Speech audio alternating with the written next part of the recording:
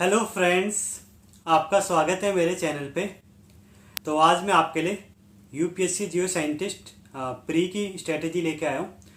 जैसे कि आप सभी ने कमेंट में और कम्युनिटी पोस्ट में ये बात कही थी कि आपको एक स्ट्रेटेजी चाहिए यूपीएससी जियो साइंटिस्ट के लिए, तो फाइनली मैंने वो स्ट्रेटेजी बना ली है और मैं आज आपसे शेयर करूँगा कैसे आप इस एग्ज़ाम को पास कर सकते हैं और क्या स्ट्रेटेजी है जो आपको फॉलो करनी चाहिए। तो सबसे पहले तो आप ये जान लीजिए ये एग्ज़ाम होता कैसे है।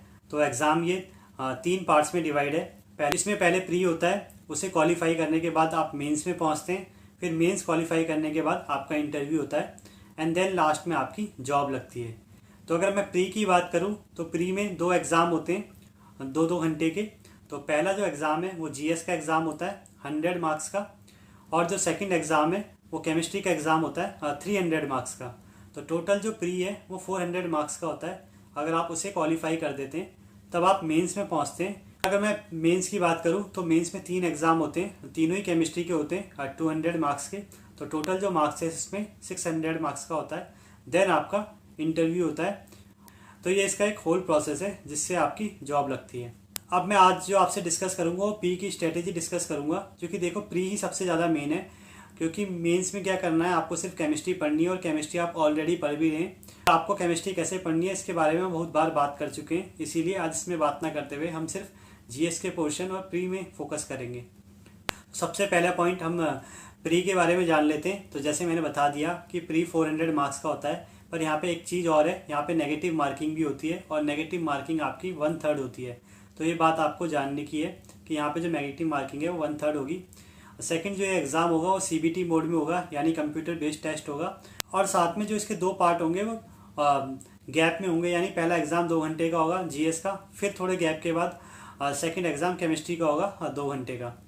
और यहाँ पे कैलकुलेटर अलाउ नहीं है, ये बात भी आप ध्यान रखें। अब थर्ड देखिए, ये एग्ज़ाम 400 मार्क्स का होता है और इसका जो क्वालिफाई करता है वो मेंस में जाता है। यहाँ पे एक छोटी सी बात नोटिफिकेशन में लिखी है जो ध्यान देने की है कि यहाँ पे आपको दोनों ही पार्ट्स में यानी जीएस और केमिस्ट्री में एक मिनिमम मार्क्स चाहिए क्वालिफाई करने के लिए। यानी आप ऐसा नहीं कर सकते कि सिर्फ केमिस्ट्री पढ़ के चले जाएं और जीएस में आप चाहे बहुत ही कम मार्क्स लाएं और आप मेंस में क्वालिफाई हो जाएं। यानी आपको दोनों ही पार्ट्स में इतना तो करना पड़ेगा कि इसका मिनिमम एलिजिबिलिटी क्राइटेरिया पूरा करें। फोर्थ मैं आपको बताऊं, जनरली जो यूपीएससी का ट्रेंड होता है उसमें होता क्या है, जहाँ पे भी 2 एग्जाम होते हैं प्री और मेंस, वहाँ पे मेंस में 13 टाइम्स ज़्यादा बच्चे बुलाए जाते हैं। यानी आप कह सकते हैं जितने बच्चे उन्हें बुलाने हैं या जितनी पर्टिकुलर सीट होगी उसके 13 टाइम्स ज़्यादा वो मेंस में बुलाएं। पॉइंट मैं जो आपको बताऊं, नोटिफिकेशन में एक बात ये भी लिखी गई है कि जो लास्ट पीटी में यानी पर्सनैलिटी टेस्ट में या इंटरव्यू में आप कह सकते हैं 2 टाइम्स ज़्यादा बच्चे बुलाते हैं। यानी मेंस के बाद आपके मानो 21 सीटें इस बार, तो 42 बच्चों को बुलाया जाएगा। तो अब ये सब बात तो रही एग्ज़ाम की कि प्री के एग्ज़ाम से आप कैसे इंटरव्यू तक पहुँचेंगे। अब इसकी तैयारी करने के लिए आपको क्या करना है, तो सबसे पहले हम जीएस की बात करें तो आप देखेंगे जो जीएस का सिलेबस है वो सेम यूपीएससी का सीएससी का सिलेबस है, यानी जो सिविल सर्विस एग्जामिनेशन में सिलेबस पूछा जाता है वही सेम सिलेबस आपका इसमें जीएसआई में है। तो पर यहाँ पे एक बात है कि आप जैसे कि साइंस के बच्चे हैं या ये जो एग्ज़ाम है जनरली साइंस ओरिएंटेड है, इसीलिए यहाँ पे जो क्वेश्चन आएंगे वो इतने हार्ड भी नहीं आएंगे और जो इसका पोर्शन होगा थोड़ा साइंस ओरिएंटेड होगा। देखो एक सब्जेक्ट तो साइंस कॉमन ही रहेगा और बाकी इसमें हिस्ट्री भी पूछी जाती है, इकोनॉमिक्स भी पूछी जाती है, पॉलिटी भी पूछी जाती है, ज्योग्राफी भी पूछी जाती है। यानी कहने का मतलब है अगर आप 3 से 4 सब्जेक्ट को अच्छे से तैयार कर लेते हैं तो आप, मुझे लगता है जीएस के पोर्शन में आगे निकल जाएंगे आराम से। अब नेक्स्ट पॉइंट है कि आप इसे तैयार कहाँ से करें और कैसे करें। तो मैं आपसे कहूँगा कि अगर आप जीएस सीखना चाहते हैं तो आप सेंट करके एक बुक आती है, उससे भी आप तैयार कर सकते हैं। क्योंकि जो हमारे एग्जाम में क्वेश्चन आते हैं वो जनरली डायरेक्ट क्वेश्चन आते हैं और इतने हार्ड नहीं आते कि हमें पूरा अच्छे से हिस्ट्री आनी चाहिए या ज्योग्राफी आनी चाहिए या सिविक्स आनी चाहिए। हमें क्या है ऊपर ऊपर से पूछते हैं। तो लूसेंट की जो बुक है अगर आप उसे अच्छे से 4-5 बार पढ़ लेते हैं तो मुझे लगता है आप इतना कर लेंगे कि आपका जीएस क्वालिफाई हो जाएगा। अब नेक्स्ट चीज़ है, अब आप क्वेश्चन जरूर देख लीजिएगा इसके प्रीवियस ईयर के, और प्लस यूपीएससी में जो प्रीवियस ईयर क्वेश्चन आए उनको भी आप देख लीजिएगा।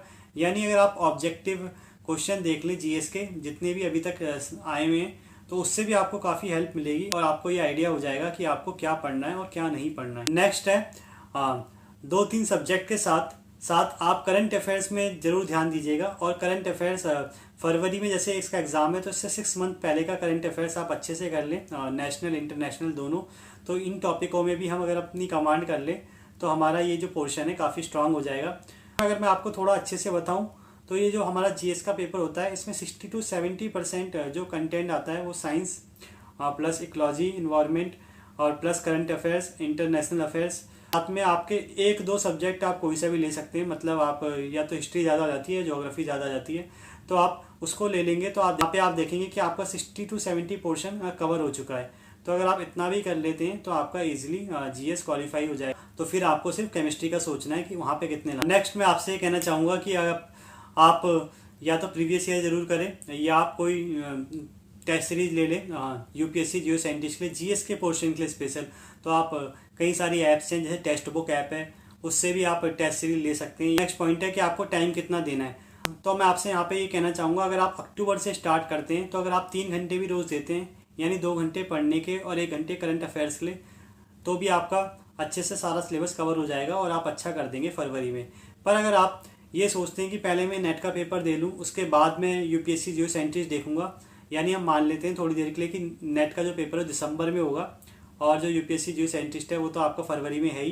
तो अब मैं आपसे कहूँगा कि जो आपको मेहनत है वो डबल करनी पड़ेगी, यानी 5 से 6 घंटे आपको करंट अफेयर्स देने पड़ेंगे जनवरी में या दिसंबर मिड में।